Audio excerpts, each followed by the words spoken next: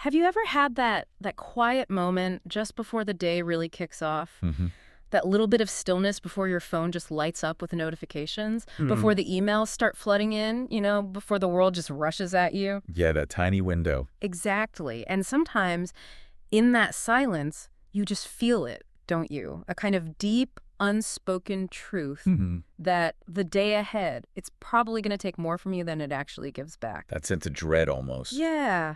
You pour out all your energy, your focus, your time, and then at the end of it all, you're just left feeling, well, drained, unseen, wondering if any of it really mattered. Hmm. It's that quiet dread, like you said, of running on a hamster wheel, that nagging fear that maybe you're becoming invisible in your own life. Even when you're doing everything right. Right. You work hard, you show up, you tick all the boxes, but the recognition or the abundance or even just that deep sense of fulfillment you're looking for, it always feels just perpetually out of reach. And it's a profound kind of loneliness, isn't it? Realizing you're pouring everything you have into a world that maybe just doesn't seem to notice. You feel stuck. Hmm.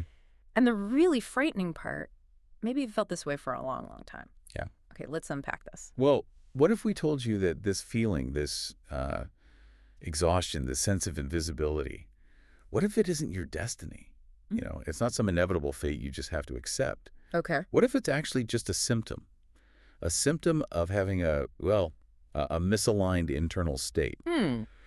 Today, we're going to dive deep into how one single powerful daily habit can change not just your external results, but the very way life actually responds to you. Okay, I'm listening. And this isn't about working harder, Yeah. or adding even more things to your already overflowing plate. We're not talking about that. Duh. It's about a fundamental shift Right. inside your internal state. Right. And the result, you become, magnetic. Magnetic. Magnetic to the opportunities, to the respect, and to the abundance that you're seeking.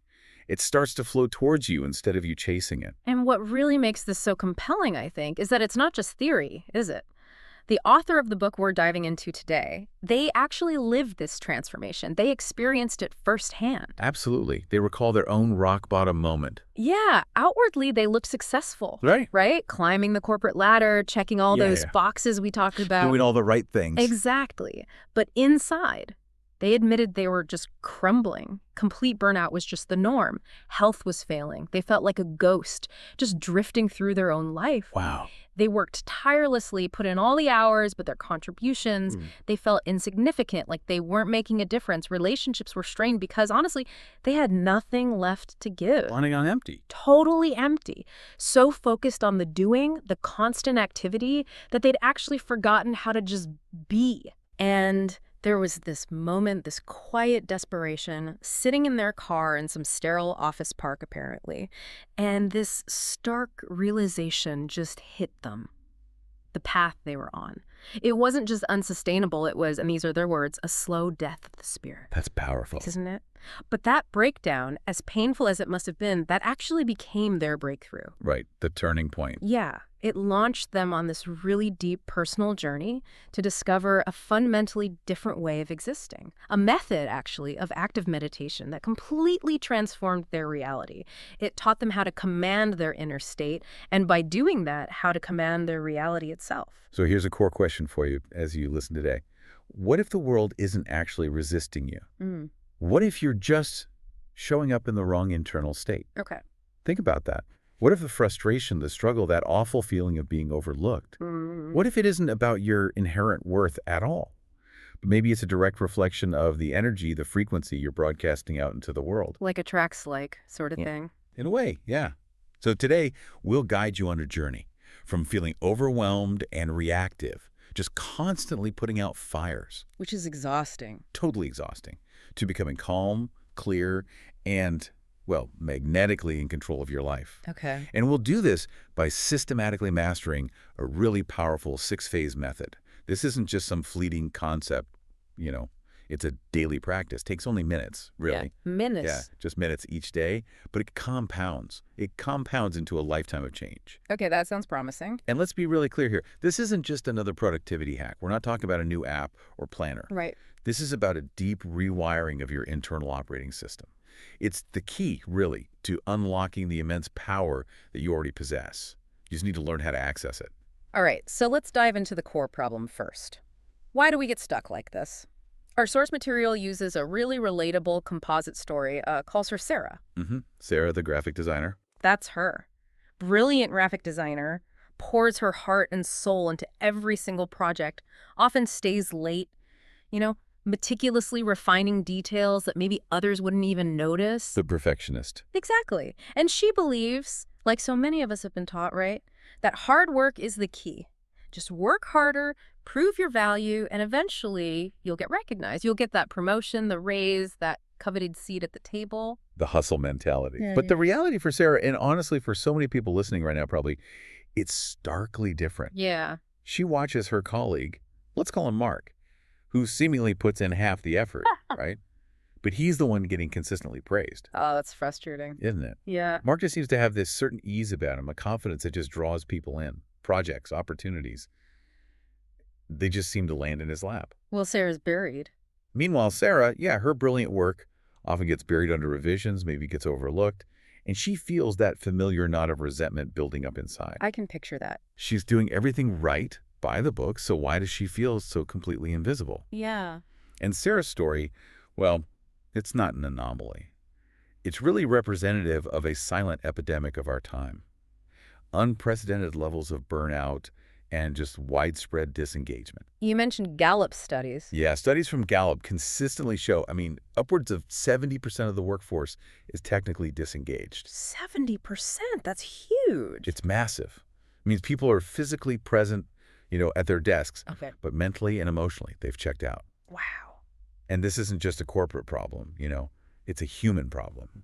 It's about wasted potential, that deep, gnawing sense that you were meant for something more than just going through the motions. And the real tragedy here, I think, is that when we feel this way, burnt out, unseen, empty, we often turn to all the wrong solutions, don't we? We grasp at straws. Yeah.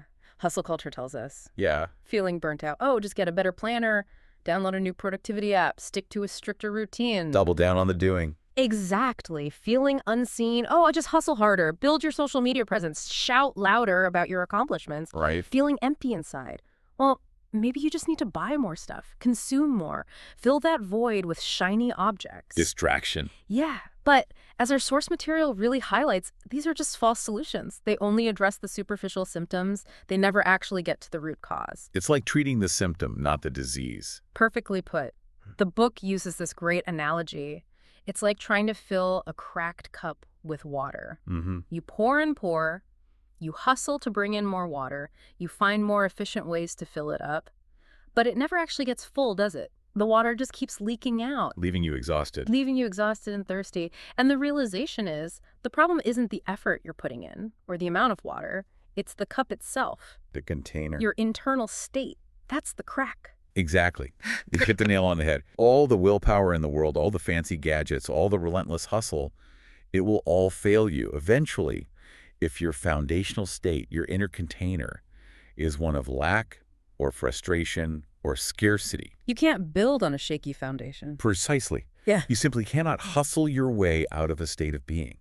You can't force abundance to come to you if you're operating from a place of desperation. It repels it, almost. It really does seem to.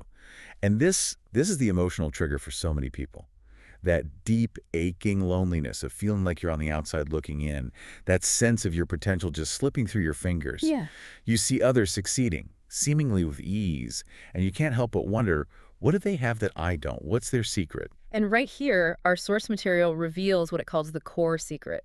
And it's probably not what most people expect. No more doing. It's not about doing more, not at all. It's a fundamental shift in how you show up. Ah, the being versus doing again. Exactly. It's about repairing that cracked cup, your internal state, before you try to fill it with more water, more effort. Right. It's about consciously, deliberately changing your energetic frequency, if you like, to match the frequency of opportunity, connection, and abundance, instead of matching frustration and invisibility. Okay, so what does that actually mean in practice? Well, what it means is that your internal state right now might actually be powerfully, albeit unconsciously, repelling the very things you desire. Yes, sir. If you're constantly broadcasting stress or lack or neediness, the universe, in its sort of impersonal wisdom, just responds by giving you more circumstances that match that feeling. It reflects back what you put out. It's like a feedback loop, a self self-perpetuating cycle. Yeah.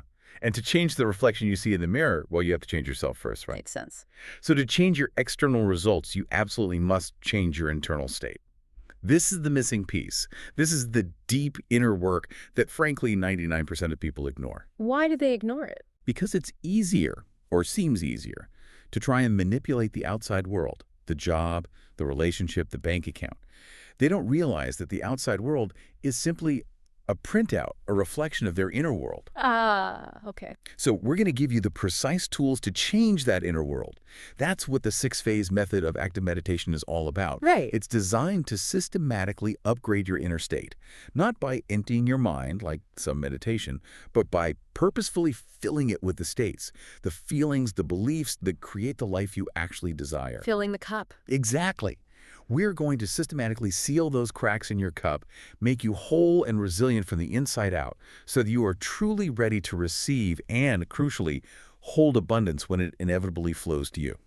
Okay, I'm intrigued. Let's maybe journey back then to the beginnings of this method. How did the author actually discover this? You mentioned it wasn't a serene ashram. No, not at all. It was far less glamorous. The author's personal breakthrough actually began in a dusty, forgotten corner of a secondhand bookstore. Right. Yeah. For months beforehand, they'd been battling these awful stress-related health issues. Yeah. Persistent digestive problems, chronic fatigue that just wouldn't quit, constant brain fog. Their body was basically screaming at them. In there. Right. Doctors offered tests, prescriptions, but nothing really touched the underlying problem. They described it as living in a state of constant low-grade emergency, just survival mode. Exhausting. Totally. Okay. So in this state of quiet desperation, just seeking some refuge one rainy Saturday afternoon, they wandered into this old bookstore. Okay. And on a bottom shelf, almost hidden, they found this small, unassuming book. It was called The Mental Equivalent. Never heard of it. Nope, neither had they. They picked it up, they said, for reasons they still can't quite explain. It looked ancient, maybe out of print, but something just compelled them. The day they actually opened, it was a particularly bad day. They'd just come from a really humiliating meeting at work, feeling lower than low, lying in bed, just desperate for anything. They finally picked up the book. And its central concept somehow cut through all that mental fog. What was the concept? It was this. For anything at all to manifest in your life, you must first create a mental equivalent for it. A mental equivalent. Yeah. You have to build it vividly in your mind, feel it profoundly in your body, and truly become it in your spirit before it can appear in your physical reality. Build the inner blueprint first. Okay, I can imagine the initial reaction, though, especially for someone analytical, maybe a bit cynical. Oh, absolutely. Yeah. Their first reaction was pure cynicism. This sounds like nonsense, they thought. Too simple, too woo-woo. Yeah. Their overachieving mind immediately rejected it. Right. The book suggested a simple practice. Just imagine, and crucially, feel perfect health. So they tried, closed their eyes, took a deep breath, and, well, nothing. Just static. Just static, mind racing, actually feeling the physical pain, which seemed to mock the whole attempt. After about 5 minutes, they just gave up. This is stupid, they thought. It doesn't work. Yeah, I can see that happening. But the next day, driven by that desperation maybe, they tried again. And the day after that. Those first attempts were, by their own admission, clumsy, distracted, filled with self-doubt. But they kept going. They kept going. Not with great faith initially, but with this kind of dogged persistence that's born of having absolutely no other options left. When you hit rock bottom, sometimes you'll try anything, and then, slowly, almost imperceptibly at first, something actually began to shift. Really? What kind of things? Tiny moments of change, like a dull ache where there used to be a sharp stab of pain, or the brain fog lifting for maybe an hour. Small things, things you could almost dismiss. Subtle. Very subtle, but undeniably there. It wasn't like a magic wand suddenly waved. It was more like a gentle, persistent rain falling on parched earth, patiently bringing things back to life. Okay. The first really big win came about a month later. They went for a checkup, and their doctor, completely puzzled, called the improvement in their health markers a spontaneous remission. Spontaneous remission. Yeah. But the author knew the truth. It wasn't spontaneous at all. It was a deliberate creation. They had, however clumsily at first, managed to build a mental equivalent for health, and their magnificent body had simply followed that new blueprint. Wow. Okay, that's a powerful story. That kind of undeniable personal proof must have been huge. It was transformative. It gave them the confidence, the evidence, to apply the exact same principle to their career, which was also floundering. So build a mental equivalent for career success. Exactly. They started building the mental equivalent for the creative, respected work they truly yearned for. They began vividly visualizing themselves in that new role, really feeling the confidence, the creative flow, the sense of purpose. Feeling it, not just thinking it. Feeling it deeply. A few months later, this extraordinary opportunity came up at work, a real long shot, something the old them would have been completely intimidated by. Of the new them. But the new them, who had been practicing this new way of being, felt this underlying calm certainty.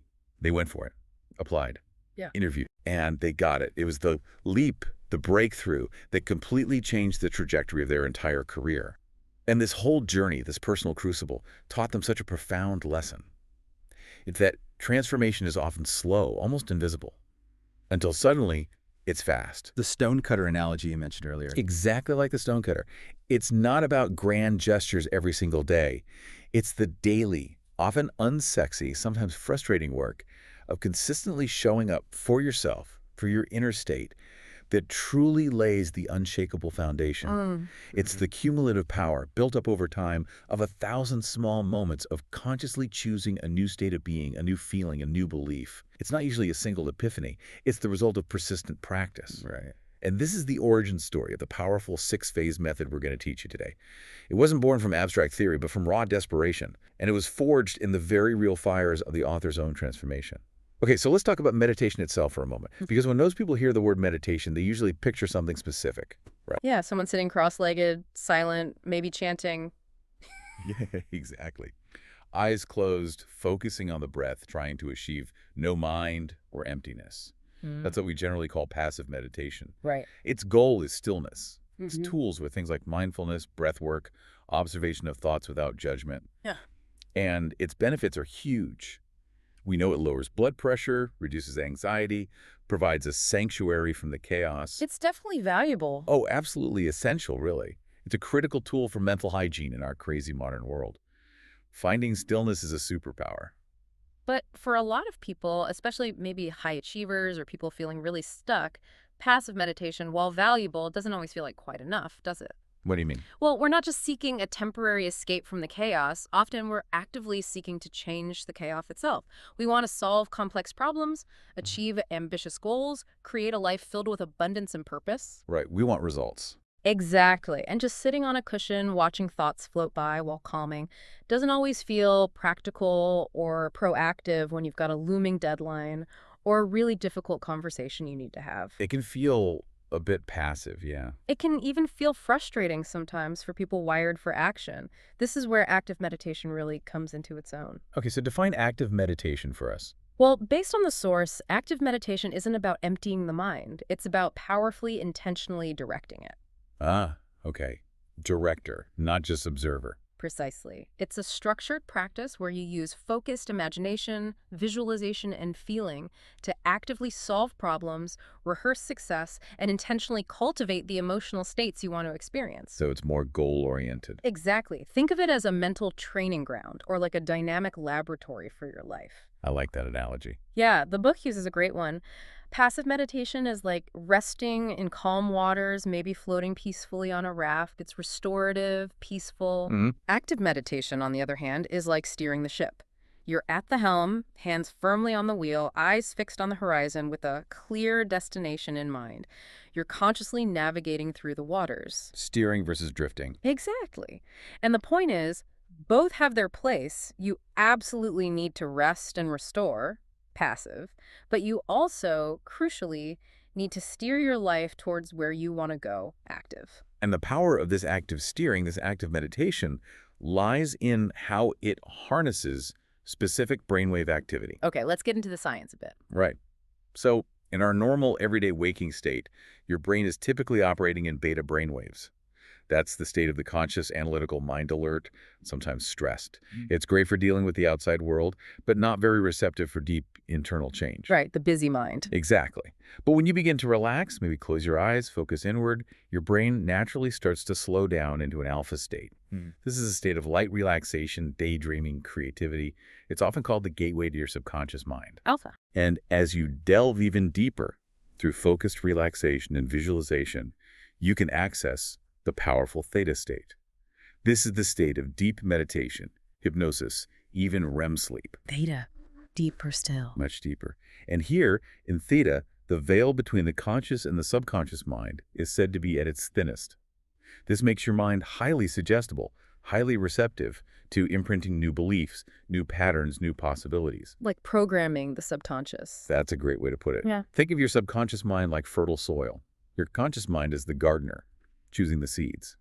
But the actual planting, that deep embedding where the seeds truly take root and begin to grow, that happens most effectively in the fertile soil of the alpha and theta states. Ah, I see. So active meditation is essentially the practice of consciously choosing powerful seeds, seeds of confidence, health, abundance, whatever you desire, and then utilizing focused relaxation techniques to deliberately plant them in the rich, receptive soil of your subconscious mind. And this isn't just speculation, right? There's neuroscience behind this. You mentioned Hebbian learning. Exactly. Yeah. The principle often summarized as neurons that fire together wire together. Right. When you consistently visualize a desired outcome, especially with strong emotion, your brain physically begins laying down new neural pathways. It starts wiring itself as if you were already performing that action or living that reality. So you're literally building the brain for success. You are literally priming your brain for success. You're constructing the neurological architecture for a new reality before it is even manifested externally. Wow. And this is why the emotional hook the author emphasizes is so incredibly powerful. You're not just using this practice to feel calm, although that's a great side effect. You're here to be powerful. Okay. You're learning not to passively accept your circumstances, but to become the conscious creator of your life. Taking the helm. Taking the helm. Active meditation gives you the practical tools to make that profound shift from being a passenger, just tossed about by the storms of life, to being the captain of your own ship, steering with confidence and purpose toward the life, deep down you were meant to live. It's a big shift. It is. It's the shift from just reacting to life as it happens to you to actively co-creating with life. And believe me, that shift changes absolutely everything. Okay, so to really get a handle on how to use the 6-phase method effectively, the book talks about its dual nature. It's like it's both your daily coffee maker and your high-powered drill. That's a key analogy. It helps you understand the different ways you can apply the practice. Right. So let's start with the coffee maker function. What does that mean? Think about your morning coffee ritual, if you have one. For many people, it's a non-negotiable. Definitely for me. Right. It sets the tone for the day, gives you that baseline energy and clarity. Well, the 6-phase method, when practiced daily, functions as your mental and emotional coffee maker. Okay. It's a relatively short ritual, something you perform every morning, ideally, regardless of how you feel when you wake up. And its purpose is to intentionally calibrate your inner state before the world gets a chance to pull you off course. Setting the internal tone first. Precisely.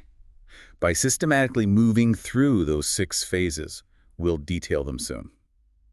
Compassion, gratitude, forgiveness, visualization, intention, surrender. You're essentially tuning your nervous system for peace, priming your brain to notice opportunities, and consciously filling your emotional cup. So it's proactive. Very proactive. This daily practice is like preventative medicine for your mind and spirit. It builds emotional resilience over time, enhances your creativity, and gradually raises your whole energetic baseline. And you mentioned a compound effect. Yes, a huge compound effect. Over time, you become less reactive to daily stressors. You start noticing more synchronicities, those meaningful coincidences, and you just feel a deeper, more consistent sense of well-being.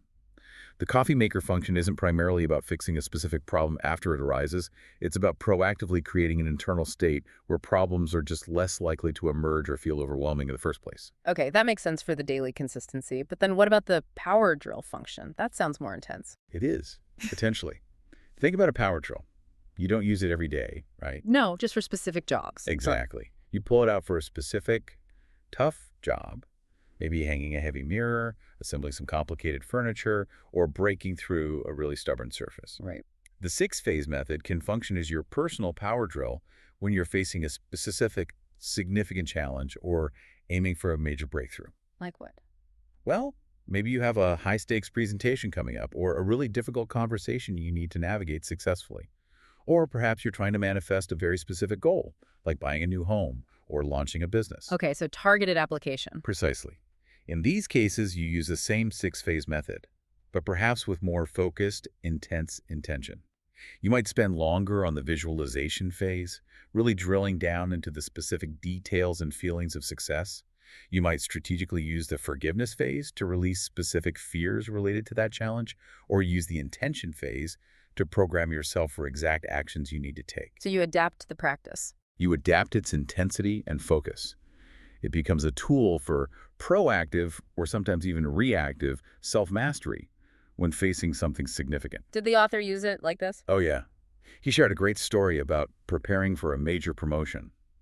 It involved this critical presentation to the entire executive board. Nerve-wracking. Totally. He said the old him would have been a complete nervous wreck, probably over-preparing obsessively out of fear. Right. Instead, for about a week leading up to it, he used his daily 6-phase practice as a dedicated power drill. Every morning, he spent maybe an extra 10-15 minutes intensely visualizing the presentation going perfectly. What did that look like? He saw himself walking in calm and confident, his words flowing effortlessly, the executives reacting positively, nodding, smiling. He drilled that mental movie, infused with feelings of success and confidence, into his brain until, he said, it felt more real than his underlying fear. Wow. And the actual presentation. On the day itself, he admitted he still felt a little nervous. That's natural. But underneath the surface jitters, there was this deep, unshakable sense of calm and certainty. He felt like he had already lived this success in his mind a dozen times. And the result? He nailed the presentation, got the promotion. He directly attributed that success, that ability to perform under pressure, to using the method as a power drill.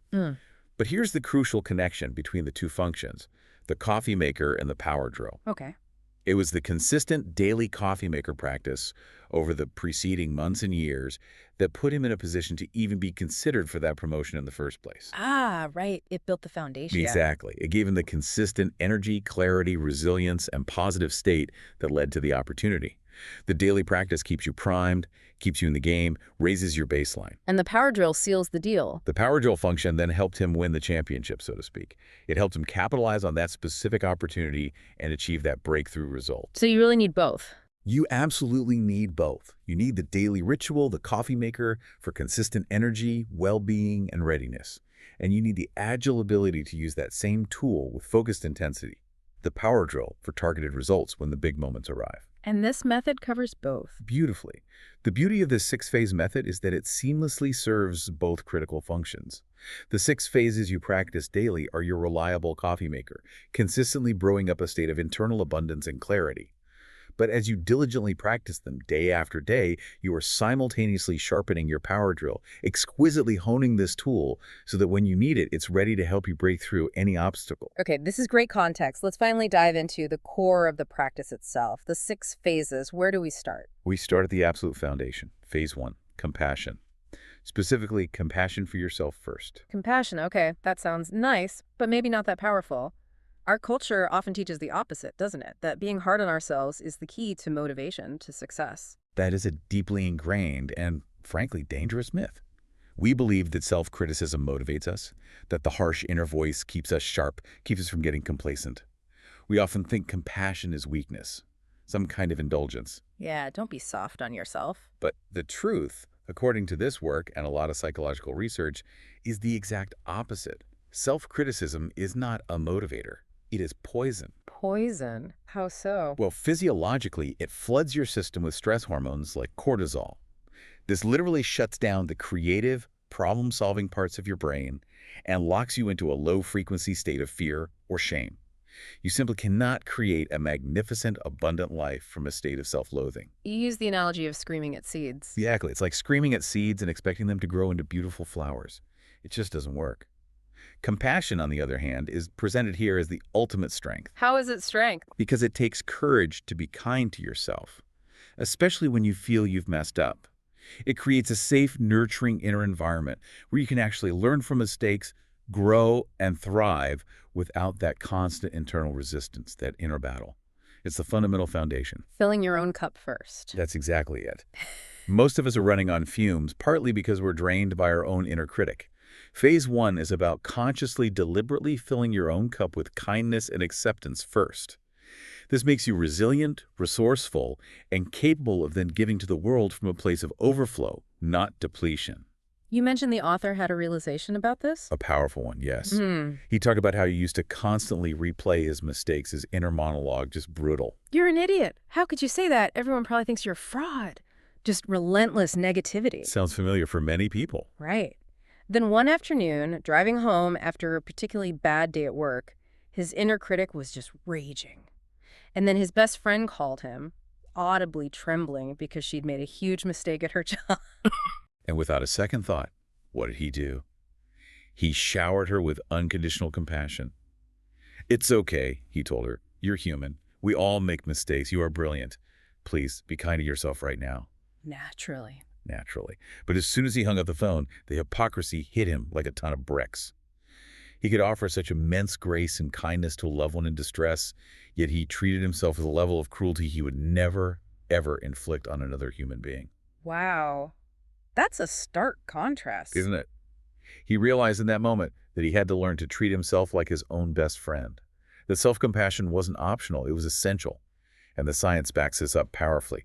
Researchers, for instance, at the HeartMath Institute have found that intentionally cultivating feelings of compassion or appreciation creates a measurable, coherent change in your heart's rhythm pattern. Heart coherence. Yes, this smooth, coherent heart rhythm sends a powerful signal up to your brain, essentially telling it you are safe. All is well. What does that do physiologically? Well, it measurably reduces cortisol levels, boosts your immune system function, and even enhances cognitive functions like focus and decision-making. So compassion isn't just a nice, fuzzy feeling. It is a tangible, physiological state change. It's essentially a biological hack for building resilience and achieving high performance. Okay, so how do we actually practice this in phase 1? What's the technique? It's quite simple and beautiful, actually. You start by closing your eyes, taking a few slow, deep breaths. Maybe place your hand gently over your heart space, just to bring your awareness there. Okay, hand on heart. Then bring to mind someone or even a pet that you love unconditionally. Someone for whom it's easy to feel love. It could be a child, a partner, a grandparent, your dog. Got it. Don't just think about them. Try to really conjure their presence, see their face in your mind's eye, maybe hear their laugh, and most importantly, allow yourself to feel that overwhelming wave of love and appreciation you have for them. Let that feeling really swell and expand in your chest, maybe filling your entire body. Feeling the love. Feeling that warm, expansive love. That feeling is compassion. Now here comes the crucial, sometimes radical step. Keep your hand on your heart and deliberately turn that precise feeling back onto yourself. Redirect the love inward. Exactly. Redirect that whole wave of love, grace, acceptance, and kindness inward toward your own being. Try to see yourself through those same loving eyes. Forgive yourself for any perceived flaws or mistakes. Acknowledge your struggles with kindness. Offer yourself the same unconditional support you'd offer that loved one. What if the inner critic pipes up like, I don't deserve this? That's very likely to happen, especially at first. And that's okay. Just notice that voice. Acknowledge it without judgment. Ah, there's the critic. And then gently, firmly return your focus to cultivating that warm, loving feeling in your heart. Just bathe yourself in that warmth. Marinate in that feeling of self-acceptance. Stay there for a minute or two, just breathing into your heart, purposefully filling your own cup until it feels a little fuller, maybe even overflowing. This is the absolute starting point. It's the bedrock upon which everything else is built. Before you try to manifest anything meaningful externally, you must first create a state of profound peace, safety, and acceptance internally. It's like calling a truce in the lifelong war against yourself. Compassion as the peace treaty. Compassion is the peace treaty. It's this powerful declaration that you are inherently worthy of love, success, and all good things. Not because you're perfect, but simply because you exist. It's the most powerful foundation imaginable for building an abundant and fulfilling life. Okay, that feels like a really crucial starting point. Once we've established that foundation of self-compassion, what's phase 2? Phase 2 is gratitude.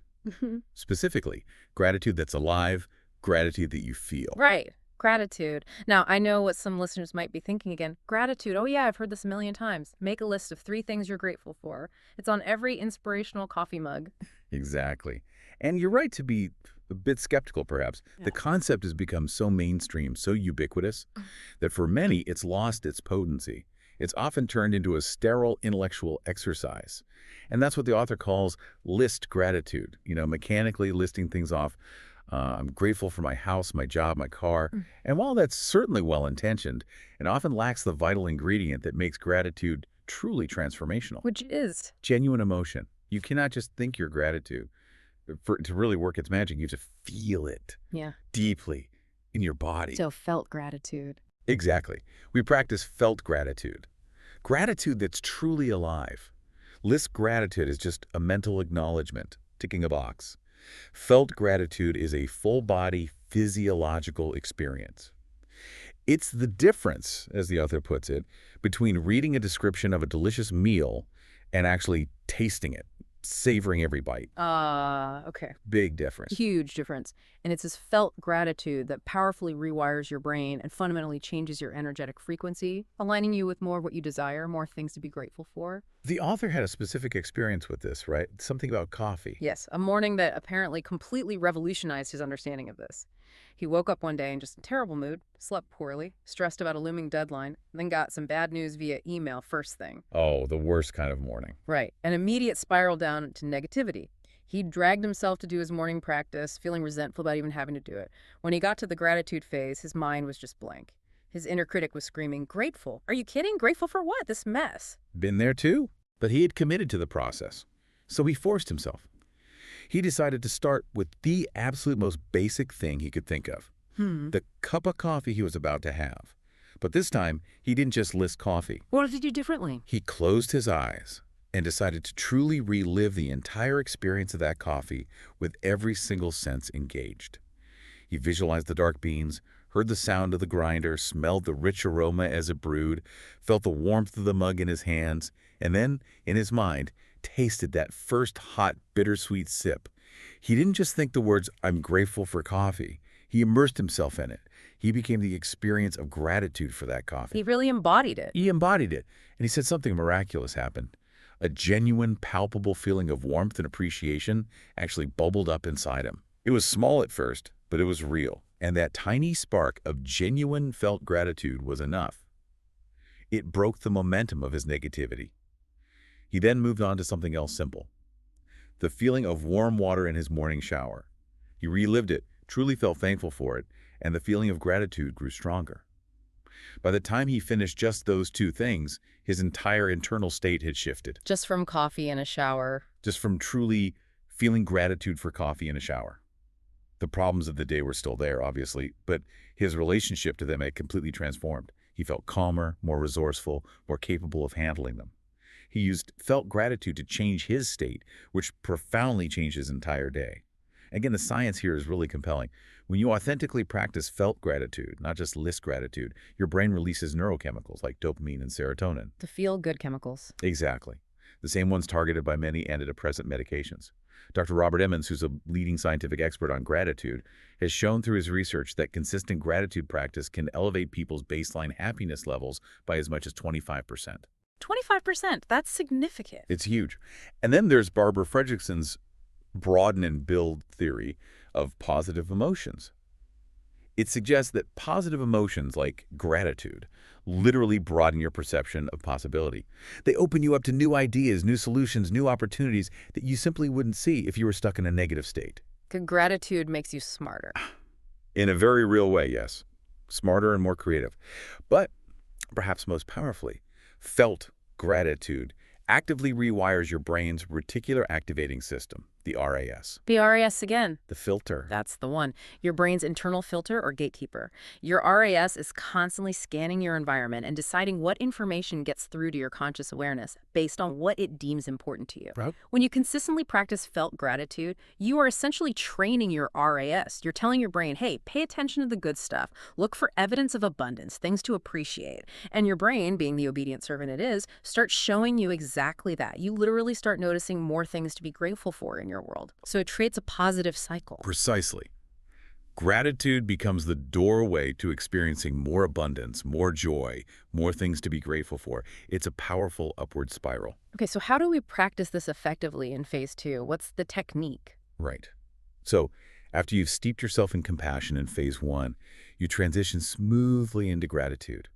Bring to mind just one specific thing from the last 24 hours that you were genuinely grateful for. It doesn't have to be big. It could be incredibly small. A kind word from a colleague, hearing a song you love, the taste of your lunch, a quiet moment of peace you found. Just one thing to start. Just one specific thing. Close your eyes again and don't just think about it. Genuinely relive it in your mind.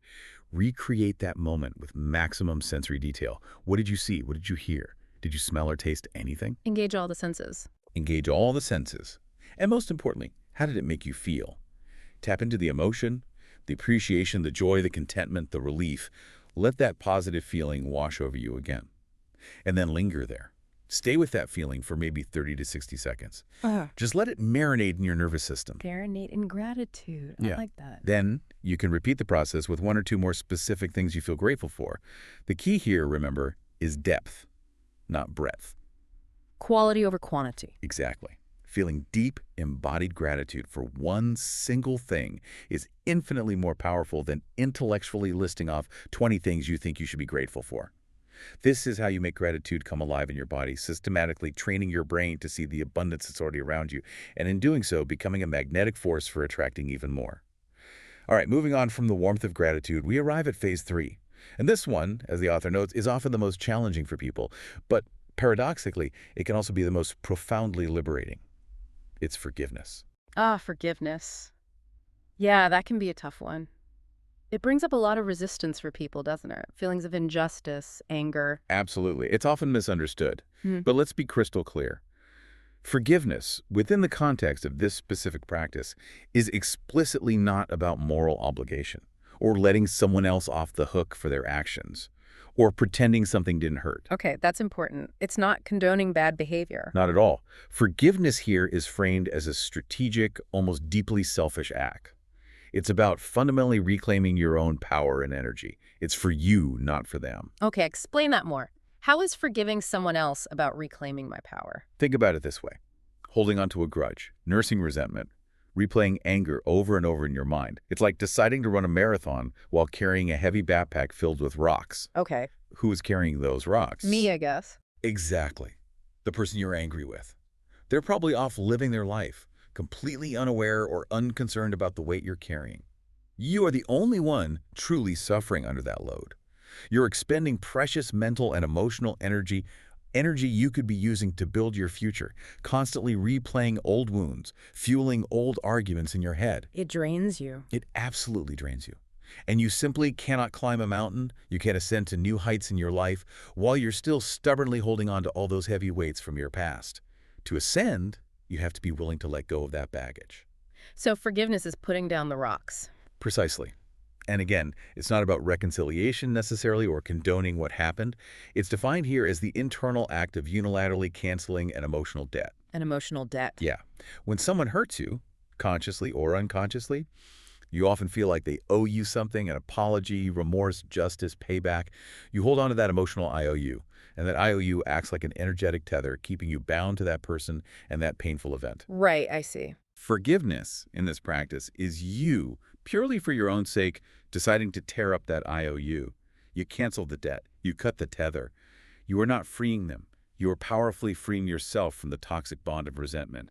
Did the author struggle with this one? Any stories? Oh, yes. He talks very honestly about holding deep, simmering resentment towards a former boss for years after leaving a job. Every time he even thought of this person, he'd feel this immediate surge of anger, his mind instantly starting to relitigate old conversations, injustices. In there. Right. He described it as being like a pervasive computer virus running constantly in the background of his mind, slowing everything else down, corrupting files. He realized just how much precious mental and emotional real estate was being occupied by this old, unresolved story. Yeah. He was trying to build a new, positive future, but a significant chunk of his energy was still being used to power this old, negative conflict from the past. So he made a conscious decision. I'm going to forgive this person, not for his sake, but purely for mine. I need my energy back. How did he do it? Did he call the boss? No. It was an entirely internal act done during his daily practice. He would visualize the man, allow himself to briefly acknowledge the hurt and anger without getting lost in it, and then he would make a conscious choice, stating silently but powerfully to himself, I acknowledge the pain this caused, but I release you now. I cancel the debt. I take my energy back. Did it work instantly? He said it wasn't easy at first and definitely not instant. He had to repeat the process many times over several weeks. But with each practice, he felt progressively lighter, freer. The anger started to lose its visceral grip. Eventually, he reached a point where he could think of that former boss without that immediate consuming surge of negativity. That's huge. It was huge, and he noticed that the immense amount of mental and emotional energy that had been tied up in that resentment loop suddenly became available for his current goals and creative projects. Yeah. He said it was like closing a dozen processor-heavy open tabs on his computer. Suddenly, everything in his life started running faster and smoother. And the scientific backing for this is quite clear, too. Holding on to chronic anger and resentment literally keeps your body in a state of chronic stress. Fight or flight. Exactly. It keeps cortisol levels elevated, which, as we know, wreaks havoc on your physical health over time, immune system, cardiovascular health, digestion, and it also impairs clear judgment and decision-making. Right. Conversely, studies, like one from Hope College, have found that the act of forgiveness, even purely internal forgiveness without involving the other person, leads to an almost immediate reduction in physiological stress responses. Things like blood pressure dropping, heart rate slowing down, muscle tension releasing. So it calms the nervous system. It's a direct command to your nervous system to shift out of that draining fight or flight mode and into the restorative rest and repair state. It's a profound tool for both mental and physical health and well-being. You simply cannot climb to higher levels of energy, creativity, and abundance while you're still hauling those heavy weights of past hurts. Forgiveness is the active, liberating act of consciously putting down those weights so you can finally be free to ascend. Okay, so how do we put this into practice in phase 3? What's the specific technique for forgiveness? Right. So after you've cultivated compassion, phase 1, and felt gratitude, phase 2, you gently transition into forgiveness. Bring to mind someone or something you feel ready to forgive. It could be a major betrayal from the past, a minor irritation from yesterday, or importantly, it could even be forgiving yourself for something. Forgiving yourself is key too. Absolutely crucial. Close your eyes, bring the person or situation clearly into your mind, and allow yourself to acknowledge the pain it caused, just for a moment without judgment. Then you say, either silently to yourself or softly aloud, I acknowledge the pain this situation caused me. However, I am no longer willing to invest my precious energy here. For the sake of my own freedom and my own power, I release you. I cancel the debt. I forgive you. Really mean it for your sake. Okay.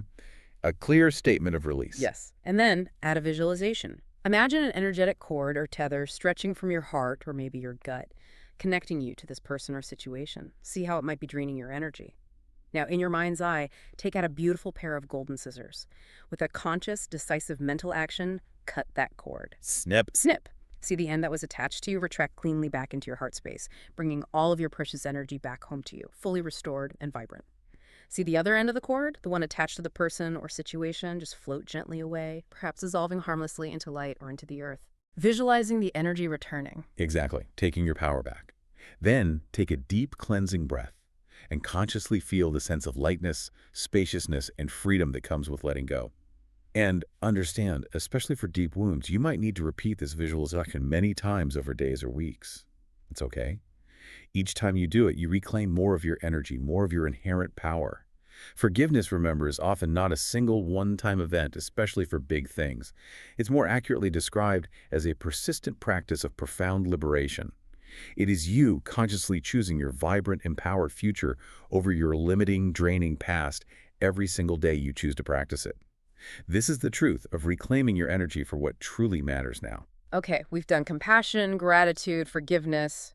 We're clearing the space, reclaiming energy. Now we arrive at what you call the heart of the creative process. Phase 4, visualization. Visualization that actually works. Yes, phase 4. And this is probably one of the most widely known personal development techniques, but also perhaps the most misunderstood and poorly executed. Why is that? People are told to think positive or visualize your goals all the time. They are, but they're rarely told how to do it effectively. The instructions are often vague.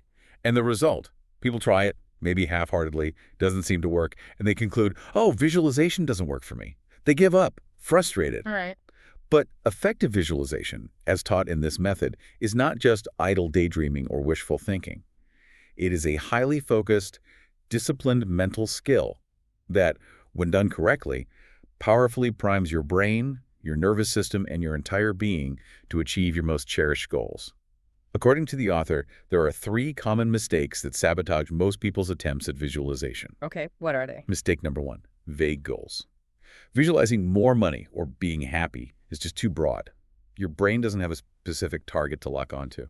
It's like trying to program a GPS without entering a destination address. Needs specifics. Needs specifics. Mistake number 2, a profound lack of genuine emotion. People create a mental movie of what they want, but they observe it dispassionately, like watching a boring film. If there's no feeling attached, there's no fuel. Emotion is what charges the visualization. It's what sends the powerful signal to your subconscious mind and the universe. Feeling is the secret sauce. And it absolutely is. And mistake number 3, attempting an unrealistic giant leap that your subconscious mind simply cannot accept as possible for you right now. If you're currently broke and you try to visualize being a billionaire overnight, your subconscious is likely to just reject it, thinking, yeah, right. This creates internal conflict and resistance. Okay, so vague, emotionless, or too big a leap. Those are the main pitfalls. Effective visualization, therefore, avoids these. It needs to be specific, detailed. It needs to be profoundly emotional, engaging your feelings. And critically, it needs to feel believable to you, maybe a stretch, but within the realm of possibility for your subconscious to accept. It's about building a detailed, multisensory, emotionally resonant blueprint of your desired future, brick by vivid brick in your imagination. You mentioned the author had a powerful story about visualizing an apartment. Yes, a fantastic example of doing it right. He desperately wanted to live in a specific type of loft apartment in a particular beloved neighborhood in his city. These lofts were rare, highly sought after, and he'd been looking for months with absolutely no luck. Okay. So he decided to apply his visualization practice with intense laser focus specifically to this goal. Every single morning during Phase 4, he didn't just visualize a new apartment. He visualized the apartment. He meticulously built it in his mind piece by piece. What kind of details? Soaring high ceilings, exposed original brickwork, large industrial-style windows, exactly how his furniture would be laid out. He didn't just see it. He engaged all his senses in the visualization. He imagined smelling fresh paint and brewing coffee in the kitchen. He mentally felt the coolness of the metal doorknob in his hand. He heard the faint ambient sounds of the specific neighborhood outside the windows. Full immersion. Total sensory immersion. But most importantly, he said, he consciously cultivated the feeling of actually living there. The feeling of peace, of pride, of creative energy flowing. That deep, resonant feeling of, I am home. Yeah. He immersed himself in this feeling, in this scene, for maybe 10 minutes every single day, walking away from his practice feeling as if he already lived in that loft. He made it his internal reality first. He made it his dominant internal reality. And the result? About 6 weeks later, a friend randomly sent him a link to a new apartment listing that had just popped up. He clicked on it, and his jaw literally dropped. It was the one. It was the apartment from his mind. The exposed brick, the unique windows, the precise layout. It was almost identical to what he had been meticulously visualizing and feeling for weeks. He was the first person to see it, made an offer on the spot, and got it. He said the feeling was less like a surprising discovery and more like a profound sense of recognition. There it is. Because he had built it so thoroughly on the inside first, finding it on the outside felt like a natural, almost inevitable next step. And again, this isn't mystical magic, it's applied brain science. We talked about the reticular activating system, the RAS, your brain's gatekeeper. Right, the filter. When you consistently and emotionally visualize a specific goal, like that loft apartment, you are effectively programming your RAS. You're telling it, this specific outcome is now critically important to me. Consider it top priority. Scan the environment and alert me to anything related to this. So it starts noticing relevant things. Your brain then actively starts scanning your environment. Conversations, emails, advertisements, opportunities for anything that matches that inner blueprint you've created. You literally start noticing things, connections, possibilities that you would have otherwise completely missed because they weren't flagged as important before. Okay. Furthermore, neuroscientists tell us that when you visualize a future event with genuine felt emotion, your brain and body don't really distinguish between the imagined event and a real one. Your brain releases the same neurochemicals, like dopamine. Your body has the same physiological responses, heart rate, muscle tension changes, as if it were actually happening. So you're rehearsing the future. You are, in essence, rehearsing for your future success. You're building the neural networks, strengthening the pathways, and cultivating the emotional state of the person who's already achieved that goal. This creates a powerful electromagnetic signature, a magnetic pull, drawing the people, resources, and circumstances needed to make it reality. If you can truly see it and deeply feel it on the inside first, Your remarkable brain immediately gets to work on figuring out how to make it undeniably real on the outside. Okay, so how do we put this powerful technique into practice during phase 4? What are the steps? Right, so after you've moved through compassion, gratitude, and forgiveness, which puts you in a clear, coherent, positive state, you choose one specific, believable goal that you want to manifest, something you can clearly and vividly picture. One goal at a time. Ideally, focus on one major one per session, or maybe cycle through a couple over the week. Keep it focused. Close your eyes and begin to meticulously build the scene of that goal already fulfilled. Don't just see it vaguely. Actively experience it with all your senses firing. The sensory details again. Yes. See the vivid colors, the sharp details. Who is with you celebrating? What are you wearing? What sounds are around you? Are there specific smells or tastes associated with this success? Make it rich. Make it detailed. And the most crucial part. The most crucial part. Infuse that scene with profound, authentic emotion. How does it truly feel now that you have achieved this goal? Feel the pure joy bubble up, the deep sense of pride, the profound relief, the exhilarating excitement. Let that positive emotion completely fill every cell of your body. Feel it fully. Feel it fully. And here's a key distinction the author makes. Don't stand outside the scene looking at yourself achieving the goal, like watching a movie. Instead, be in the scene, looking out at the world through your own eyes as the person who has already achieved it. This is the critical difference between dissociation and embodiment. Embody the success. Embody the state of the person already living this new reality. Stay in that visualized scene, fully immersed in the sights, sounds, and especially the feelings for a few minutes.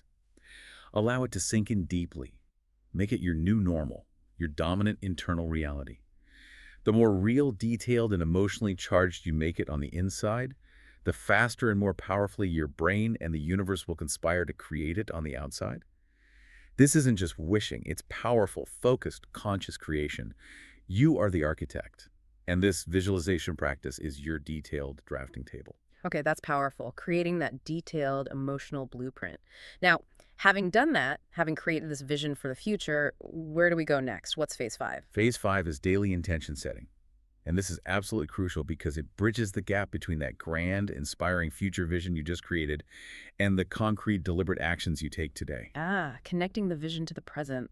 Exactly. If visualization is like drawing the detailed map to your desired destination, then intention setting is like choosing the very next 3 specific turns you're going to make on the road today to move you in that direction. And it's really important here to understand the critical difference between setting intentions versus just having goals or vague hopes. Okay, break that down for us. Well, a hope is usually passive, isn't it? I hope I have a good day today. There's not much power there. Right, just wishing. Just wishing. A goal is typically a future destination. My goal is to get that promotion by the end of the year. It's important, but it's out there in the future. Okay. An intention, in stark contrast, as defined in this practice, is an active, present moment declaration of how you will specifically direct your energy and focus today, right now. It's like a direct command you give to your subconscious mind and, some would say, to the universe. It's a powerful statement of cause, not just a wish for a future effect. Okay, so how does setting these daily intentions actually work? Why are they so powerful? Well, primarily, they act as an incredibly powerful focus filter for your mind. When you set clear, specific intentions for your day, you're essentially giving your brain its marching orders for the next 12, 16 hours. Telling the brain what's important. Precisely.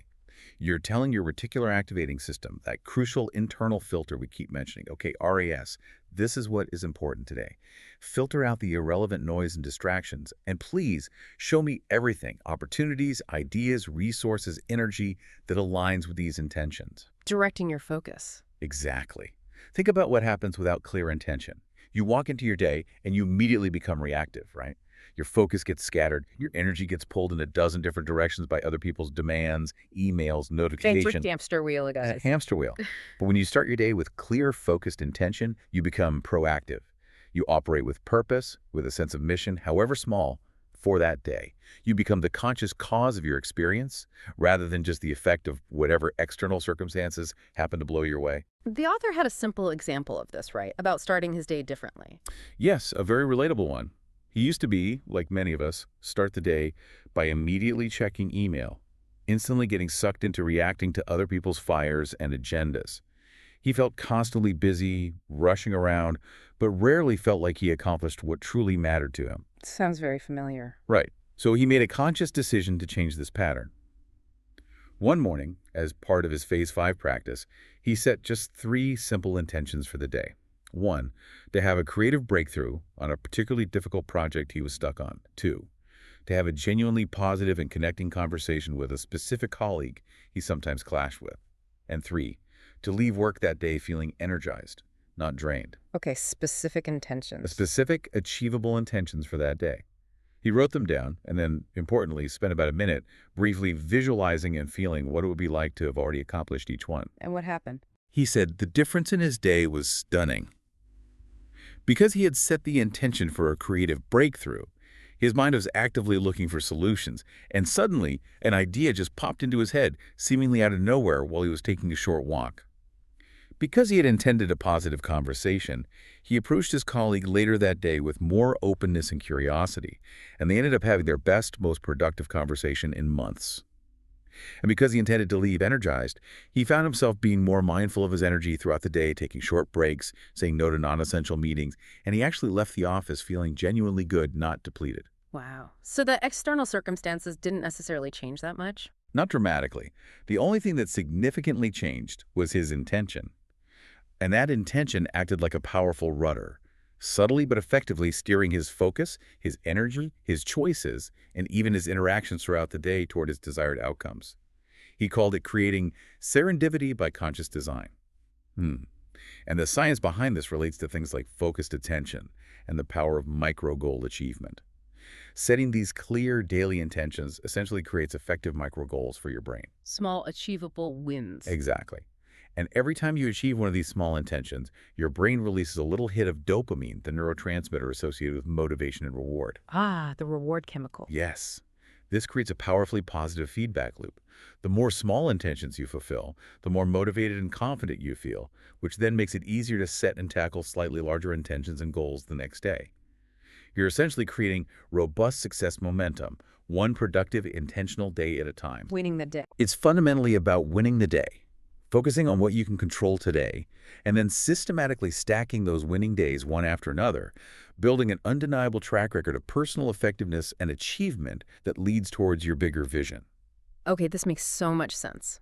So the practice for Phase 5. How do we set these intentions effectively? Right, so immediately after your visualization in Phase 4, while the feeling of your future success is still fresh and vibrant in your mind and body, you simply ask yourself this question.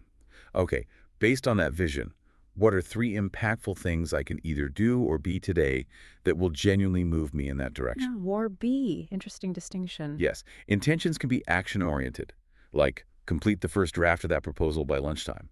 Or they can be state of being oriented, like remain calm and centered during that challenging meeting this afternoon. Or approach my interactions today with kindness. Okay. The key is that they should be specific, realistically within your control for today, and clearly related, even in a small way, to the broader vision you visualized in Phase 4. And then what? Just think them. Write them down. Actually, writing them down makes them more concrete. Then, for each of the 3 intentions, take just 20 or 30 seconds to quickly visualize it, as already done. See the completed proposal on your screen. Feel the sense of accomplishment. Feel yourself being calm and centered in that meeting. Embody that state. A quick mental rehearsal. Exactly. It's a quick mental rehearsal that further primes your mind and body to follow through and make it happen. This phase, daily intention setting, really is your practical daily bridge. It connects your soaring dreams from Phase 4 with the grounded reality of your actions today. It takes your grand vision out of the realm of abstract hope and grounds it firmly in the practical, deliberate steps you'll take right now. It ensures you are not just a passive dreamer, but an active, conscious, deliberate creator, systematically building your desired future one powerful, intentional day at a time. And that brings us to the final and perhaps most paradoxical phase of the practice, Phase 6, which is surrender and trust. Surrender. That sounds counterintuitive after all this active work, visualizing, setting intentions. Now we're supposed to just surrender, let it all go. It does seem perplexing at first glance, doesn't it? Why invest all that focused energy and effort in the first 5 phases just to surrender at the end? But there is a profound wisdom here. There's a critical difference between dedicated, intentional action, which is what the first 5 phases are all about, and desperate, anxious, white-knuckled forcing. Ah, okay. Action versus forcing. Exactly. The first 5 phases represent you diligently doing your part. You're aligning your inner world, clearing your emotional channel, setting your course, visualizing your destination, choosing your immediate steps. You are actively steering the ship. Right. But as the captain of this ship, you do not control the winds and the tides, do you? No, of course not. Surrender, in this context, is the powerful, conscious act of acknowledging that there is a greater intelligence at work in the universe, Yeah. a universal flow, a higher power, whatever term resonates with you. Your job is to co-create with this intelligence, not to rigidly try to control every single aspect of the outcome. Can you maybe describe the difference in feeling between forcing energy and surrender energy? Absolutely. Forcing energy feels tight, anxious, constricted, controlling. It comes from a place of fear and lack of trust. It's that feeling of, I have to make this happen now exactly this way. It's white-knuckling the steering wheel of life, terrified to let go even for a second. I know that feeling. Most of us do. And that energy is profoundly counterproductive. It actually creates resistance both internally and externally. It tends to repel the very outcomes you desire. The author uses the analogy of trying to catch a butterfly with a net. The more frantically you chase and grasp, the more it flits away just out of reach. Okay, and surrender energy. Surrender energy feels completely different. It feels like calm confidence, deep trust, and open-handed allowing. It's the feeling of, I've diligently done my part to the best of my ability, and now I trust that the outcome will gracefully unfold for my highest good, in perfect timing and in the perfect way, even if it's not exactly how I pictured it. Trusting the process. Trusting the process implicitly. It's like planting a seed in fertile ground. You prepare the soil, plant the seed, water it consistently, that's phases 1 to 5, but then you have to trust the sun, the rain, and the inherent intelligence within the seed to do the rest. You don't dig up the seed every day frantically checking if it's growing, do you? No, that would kill it. Exactly. You trust the natural process. Surrender is not giving up in defeat. It is a powerful act of consciously giving over the final outcome to a power far greater than your individual ego or willpower. It's serenely holding out your open hand and allowing the butterfly of your desire to land on it when it's ready, knowing that forcing it will only scare it away. Did the author have an experience where they learned this lesson the hard way? Oh, a very significant one involving a business deal he desperately wanted. He said he wanted this deal more than anything. He did all the work, researched, prepared, networked, visualized intensely, set daily intentions, took all the right actions, phases 1 to 5. But he was deeply, desperately attached to the outcome. He was forcing it. What did that look like? His energy was palpable, he realized later, needy, anxious, desperate. He was checking his email every 5 minutes for news, overanalyzing every interaction, mentally trying to control every variable, and the deal just kept stalling, hitting unexpected roadblocks. His forcing energy was blocking it. That's what he concluded. Finally, utterly exhausted and frustrated, he just gave up.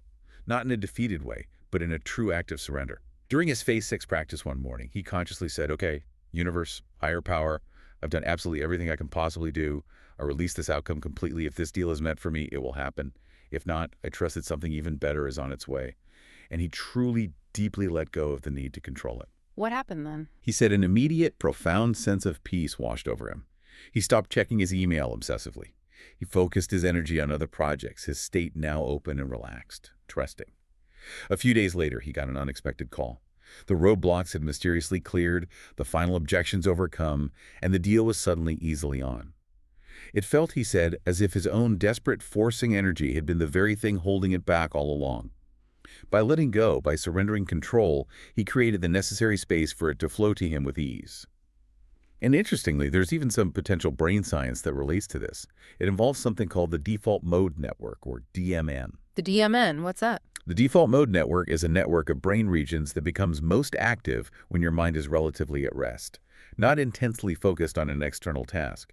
It's associated with mind wandering, but also with creative insight, spontaneous problem solving, and connecting seemingly disparate ideas.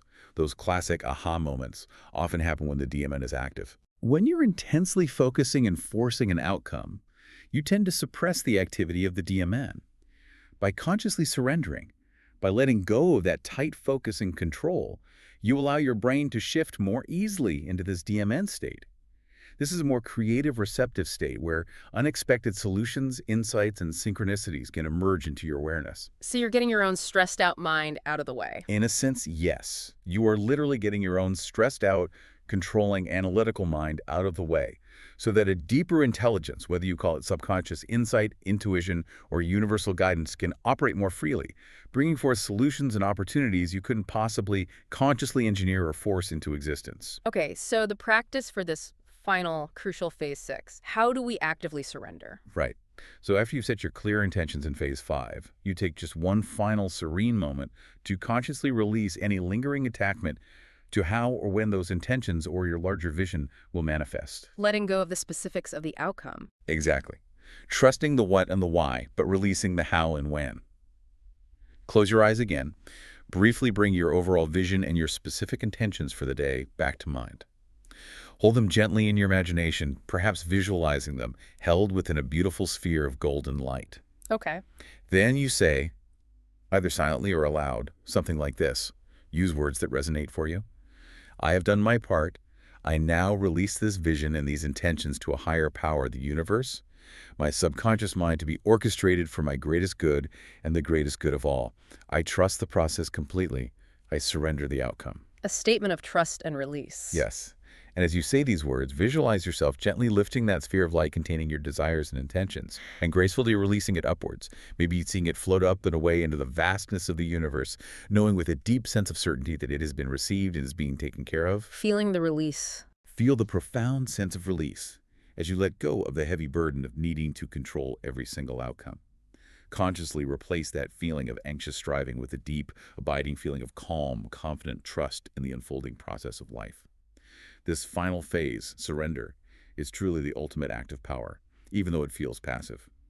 It is the profound wisdom to discern precisely what is yours to actively do, phases 1 to 5, and what is ultimately not yours to control, the final outcome. Knowing where your control ends. Exactly. You are the captain who diligently sets the destination and steers the ship with skill and intention, but you are also wise enough to deeply trust the vast, benevolent, intelligent sea itself to carry you there. This delicate yet powerful balance, the dance between active conscious creation and faithful trusting surrender. This is the profound secret, according to this work, to manifesting your desires with remarkable ease and profound grace, rather than through relentless struggle and exhausting force. Okay, this 6-phase method feels comprehensive, powerful, maybe even life-changing. But let's talk about the reality check. Because starting something new is one thing, but sticking with it is another. Absolutely. This is critical. You will start this practice, likely with immense enthusiasm. For days, maybe even weeks, you'll feel amazing, you'll start seeing small shifts, and you'll be convinced you've finally found the magic bullet. Yeah, the honeymoon phase. Exactly. Then, one day, almost inevitably, you're going to wake up and you just won't want to do it. You'll be too tired, too busy, too stressed. Your inner critic will pop up and tell you, see, it's not really working anyway, what's the point? Right. The resistance hits. The resistance hits. And this is the moment of truth. This is the crucial juncture where most people stumble and fall off the wagon. They fall into that trap of all or nothing thinking, oh, I broke the streak, I failed, I might as well just stop now. And potentially life-altering practice gets abandoned before it's truly had a chance to work its deep magic. So the first thing to understand is that resistance is not a sign that you are failing. It is a normal, predictable, and honestly even a welcome part of initiating significant positive change in your life. Welcome resistance. That sounds odd. Think about it. Your brain is fundamentally wired for efficiency, for maintaining the status quo. It's called homeostasis. New habits, new ways of thinking and feeling disrupt this established equilibrium. Your old self, your old neural programming, will naturally fight back to maintain comfort and predictability. It will literally throw a tantrum, giving you every excuse imaginable not to engage in this new behavior. So resistance means it's working. In a way, yes. The key is to expect this resistance. Don't be surprised by it. Welcome it, even. See it not as a roadblock stopping you, but as a clear signpost indicating that you are definitely on the right track. You are literally in the process of rewiring your brain, and that kind of deep transformative work naturally creates some internal friction. It's proof that change is happening. The author talks about hitting a wall himself, right? Even after practicing for a while. Yes, even about a year into consistent practice. He went through a period of intense stress at work and suddenly felt like he was right back at square one, burnt out, anxious, overwhelmed. And the very last thing he felt like doing in that state was sitting down to meditate or visualize. His mind was screaming, see, it didn't work. You're still stressed. This is all a waste of time. Oh, wow. So what did he do? For a few days, he actually gave in to the resistance and skipped the practice. And guess what? He felt demonstrably worse, more anxious, more reactive, less centered, and that's when he had a crucial realization. He saw his mistake. What was it? He realized he had been viewing the practice as something he primarily did when he felt good, to feel even better. He had it completely backwards. The practice is not just for the good days, to enhance the sunshine. The practice is especially for the hard days. It's the essential tool you use to navigate the storm, not just something you do when you're already enjoying the calm weather. So, based on that experience, he created a new personal rule for himself, which he highly recommends. The 5-minute minimum rule. Okay, the 5-minute minimum, how does that work? It's simple. On those days when resistance is strongest, when you're absolutely convinced you don't have the time or the energy or the will to do the full 15-20-minute practice, you commit to doing just 5 minutes. That's it. Just 5 minutes. Just 5. Because you could do almost anything for just 5 minutes, right? You tell your resistant mind, okay, fine, you win. Sort of. We'll just do 5 minutes today. What happens then? Several things happen, and they're often quite magical. First, you overcome inertia, which is huge. You get started. Second, you maintain the integrity of the habit. You send a powerful message to your subconscious. I am the kind of person who shows up for myself even when it's hard. That reinforces your identity. Third, very often, once you get started and do those 5 minutes, the resistance actually melts away, and you find yourself naturally wanting to continue for the full duration. Getting over the initial hump. Exactly. But even if you don't continue past the 5 minutes, even if you just do the bare minimum that day, you have still won. You have kept the flame of your practice alive. You haven't broken the chain completely. You showed up. That's the victory. And what about those times when you do miss a day? Or even a few days? How do you handle that without falling into the I failed trap? That requires a compassionate reframe. Missing a day or even having a setback where you feel like you've regressed is not a failure. Yeah. You are not failing. You're simply adjusting. Think of it as data. Yeah. A setback or missing a day is just your system giving you feedback. Maybe you pushed too hard. Maybe you need more rest. Maybe your circumstances changed, and you need to adapt your approach. Yeah. Beating yourself up about it is the absolute surest way to stay off track and eventually quit altogether. So what's the solution? The solution is to immediately apply phase 1 compassion to the setback itself. Acknowledge that change is hard, that you're human, offer yourself kindness, and then the very next morning, or even the next moment you can, just simply begin again. Okay. With absolutely no drama, no self-flagellation, no grand pronouncements, just quiet, determined commitment. You just pick it back up. This is the sustainable path of lasting transformation. It's rarely a perfectly straight line upward. It's much more like a spiraling dance moments of progress, followed by periods of resistance or seeming regression, met with compassion, leading to renewed commitment and further progress. It's an ongoing process of course correction. Okay, so we understand resistance is normal, and we have strategies like the 5-minute rule and self-compassion.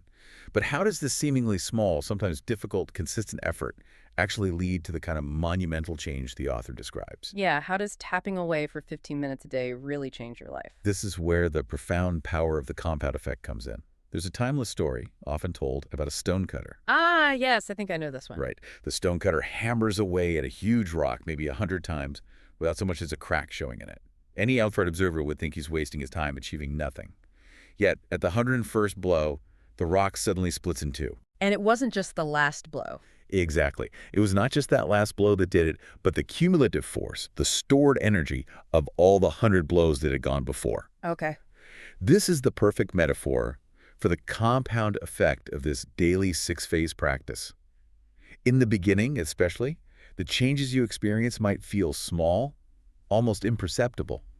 You might feel a little calmer some days, maybe handle one stressful situation slightly better, but your external life, your job, your finances, your relationships may not look dramatically different right away. And that's where people get discouraged. That is precisely where most people get discouraged and give up. They're impatiently looking for the equivalent of a lottery win, an instant dramatic transformation.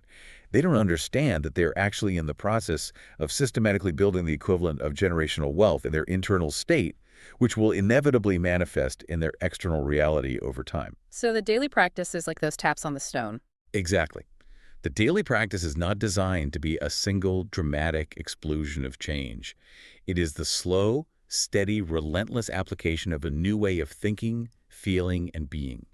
Each day you show up and practice moving through compassion, gratitude, forgiveness, visualization, intention, surrender. You're tapping that stone. You are sending a new, powerful signal to your brain and body. You are laying down a new neural pathway. You are generating a new, higher energetic frequency. A little by little. Little by little. Each individual tap, each daily practice session might seem insignificant in isolation, but cumulatively, day after day, week after week, month after month, those taps are steadily building powerful, unstoppable momentum. They're storing energy within the system, weakening the old patterns until eventually, inevitably, you reach that 101st blow, that point where the rock splits, and profound transformation becomes undeniable. The author mentioned looking back after 6 months, right, and being stunned. Yes, he specifically recalled reaching the 6-month mark of consistent daily practice. And he realized there wasn't one single magical day where his life suddenly transformed overnight. There was no lightning bolt moment. But when he deliberately paused and looked back, comparing the person he was then to the person he had been just 6 months prior, he was utterly stunned by the difference. What had changed? The person he was 6 months before felt like a complete stranger to him. The chronic health issues that had plagued him for years vanished. His career, which had felt stuck and frustrating, had taken a significant leap forward. His relationships felt deeper, more connected. Most importantly, he felt an undeniable baseline of inner peace and quiet optimism that he realized he hadn't experienced since he was a child. It was as if he had been slowly, imperceptibly, yet powerfully, sculpting an entirely new reality for himself, one conscious, intentional day at a time. The rock had finally split, and a vibrant, fulfilling new life had emerged from within the old one. And the science of neuroplasticity perfectly explains how this happens. Neuroplasticity, as you probably know, is your brain's remarkable lifelong ability to continuously reorganize itself by forming new neural connections. The brain isn't fixed. Exactly. For a long time, we thought the adult brain was largely fixed, but now we know it's incredibly dynamic, a living organ constantly changing in profound response to our experiences, our thoughts, our emotions, and our focused attention. So the practice actively changes the brain. Every single time you engage in this 6-phase practice, you are actively engaging in what scientists call self-directed neuroplasticity. You are consciously directing the rewiring of your own brain. How does each phase do that? Well, think about it. When you practice compassion, phase 1, you strengthen the neural circuits associated with empathy, kindness, and safety, while weakening the pathways of self-criticism. When you practice felt gratitude, phase 2, you literally rewire your brain's filtering system, the RAS, to spot more positivity and opportunity. When you vividly visualize your desired future with emotion, phase 4, you are building the intricate neural architecture required to create that future, priming your brain for success. You're upgrading your hardware. You are literally upgrading your own hardware. You're not just changing your mind in some abstract sense. You are systematically changing your brain's physical structure and function. You're upgrading your internal operating system for greater happiness, resilience, and success. And this creates momentum. Absolutely. This ties into the psychology of momentum as well. Small, consistent wins, feeling calmer after practice, noticing a synchronicity, handling a situation better, these build on each other. They create a powerfully positive feedback loop of confidence and success. The more you see the practice working, even in small, undeniable ways, the more you believe in its power and your power. The more you believe, the more energy and committed action you naturally bring to it. The more energy you bring, the bigger and more profound the results become over time. It turns into this incredible, self-reinforcing upward spiral of personal transformation.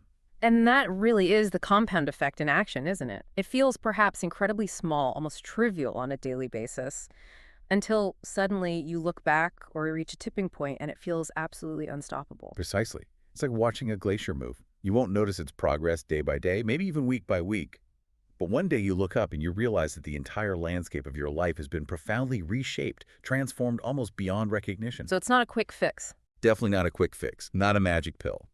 The 6-phase method is presented as a lifelong practice of truly becoming the person you know you are capable of being, the person you were meant to be. It's a dedicated commitment to being that stonecutter, to showing up every single day and patiently, persistently tapping that stone. Consistently, patiently, trusting that the cumulative effect of your small, focused, consistent efforts will eventually, inevitably, lead to a breakthrough that will change absolutely everything. Yeah. That is the profound promise and the undeniable power of the compound effect harnessed through this daily practice. Okay, we have journeyed deep today. We've explored the why behind feeling stuck, the how of this transformative six-phase practice, and the compelling science that underpins it all. We've unpacked each of the 6 phases in detail, from cultivating deep compassion for yourself all the way through to practicing profound surrender and trust.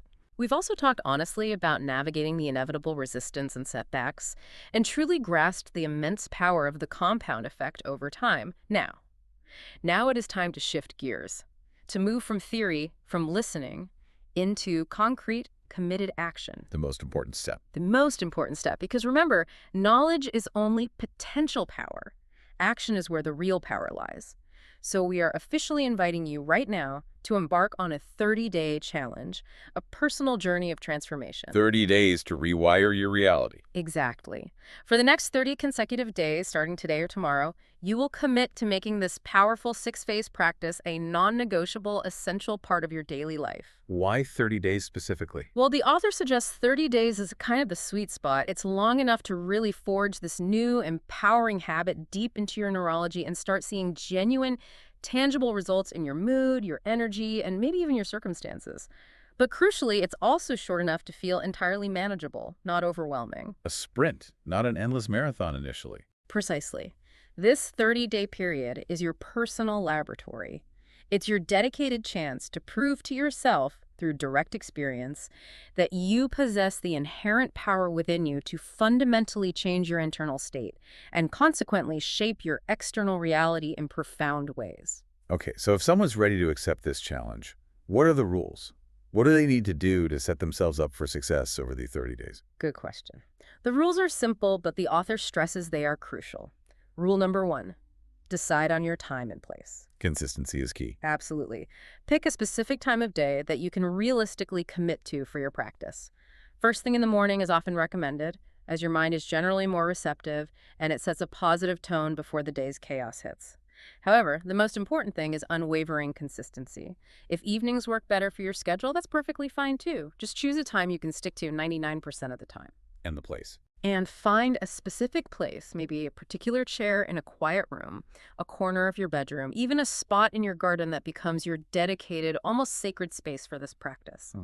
Having a consistent time and place removes decision fatigue and friction, making it much easier for the neat habit to stick. Okay, time and place sorted. Rule number 2. Rule number 2, commit to the full 6 phases every day. For the next 30 days, your commitment is to diligently move through all 6 phases in order, every single day. Compassion, gratitude, forgiveness, visualization, intention, and surrender. How long should it take? The entire practice, once you get the hang of it, should take approximately 15 to 20 minutes. Not a huge chunk of time, but incredibly potent. And crucially, remember the 5-minute minimum rule we discussed for those inevitable days of high resistance. Right, don't break the chain. Don't break the chain. If you absolutely can't manage the full 20 minutes, commit to doing a condensed version, maybe just 30 seconds, focused on the feeling of each phase, but make sure you touch on all 6. This ensures you still receive the synergistic benefit of the entire sequence and keeps your momentum alive. Makes sense. Rule number 3. Rule number 3, track your progress and celebrate your wins. This, the author emphasizes, is an absolutely critical step that many people skip. Create a simple way to track your daily completion and notice the positive shifts. How should we do that? Use a physical journal, a notes app on your phone, whatever works for you. Immediately after you finish your practice each day, take literally 2 minutes to jot down a couple of things. First, simply note that you completed the practice, put a check mark, right, done. Whatever gives you that small but powerful dopamine hit of accomplishment, reinforcing the habit. Acknowledging the effort. Yes. Second, and this is key, write down just 1 or 2 specific positive shifts, observations, or wins you experienced that day, no matter how small. Did you feel an unexpected moment of peace during a busy afternoon? Did you notice a cool synchronicity? Did you handle a stressful interaction better than usual? Did an intention you set seem to manifest? What's the purpose of tracking these small wins? This journal becomes your undeniable book of evidence. On those inevitable days when you feel discouraged or doubtful, is this really working? You can look back through your journal and see tangible proof of how far you've actually come. You'll be genuinely amazed at how those small daily shifts demonstrably add up over 30 days, providing irrefutable evidence to your skeptical mind that the practice is working. Okay, time and place, full 6 phases, track progress. That's the final rule. Rule number 4. Rule number 4, celebrate your wins and, if comfortable, share your transformation. At the end of the 30-day challenge, do something special for yourself. It doesn't have to be extravagant. Maybe a quiet, meaningful dinner, buying yourself a new book related to your growth, taking a relaxing afternoon off. It's a tangible, symbolic acknowledgement of your commitment and accomplishment. Honoring the journey. Exactly. And then, if you feel called to, share your story.